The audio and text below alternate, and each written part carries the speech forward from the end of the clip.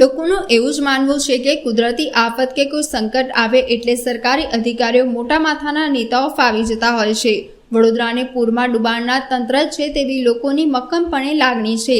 હવે નેતાઓ તંત્ર મગરના આંસુ સારી રહ્યા છે. સરકારી કર્મચારીઓ દ્વારા શહેરના પૂર પ્રભાવિત વિસ્તારોમાં આર્થિક સહાય શરૂ કરી છે. સયાજગંજ રેલવે ક્રોસિંગ પાસે આવેલ ઝુંપડપટ્ટી વિસ્તારમાં સહાયનું વિતરણ કરવામાં આવ્યું હતું. જોકે આ રાહત લોકોની મજાક સમાન લાગી રહી છે.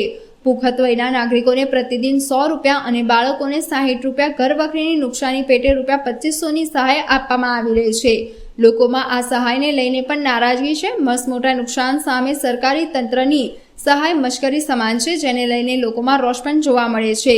કેશડોલના વિતરણ અંગે નાયબ મામલતદાર દ્વારા વધુ માહિતી આપવામાં આવી હતી. અત્યારે અમે પરશુરામ ભઠ્ઠામાં આજનો આખો દિવસ સવારથી લઈને અત્યાર સુધી ચાલુ જ છે. હજી કેશડોલ અને ઘર વખરીનું જે બી નુકસાન થયું છે એની ભરપાઈ માટેનું અમે અત્યારે સવારથી ટીમો અહીંયા આ આયોજન કરીને ગોઠવેલી છે. ઓલમોસ્ટ 17થી 18 ટીમો જેટલી છે, 70 જેટલો સ્ટાફ છે અને મોટાભાગનો વિસ્તાર બને એટલો પ્રયત્ન કરીએ છીએ કે બધો જ વિસ્તારને અમે કવર કરીએ અને સરકારની સહાય પૂરેપૂરી સહાય જે લોકો જરૂરિયાતમંદ લોકો છે એ લોકો સુધી પહોંચી વળે એવો પ્રયત્ન કરી રહ્યા છીએ. કેટલી સહાય આપી રહ્યા છો તમે?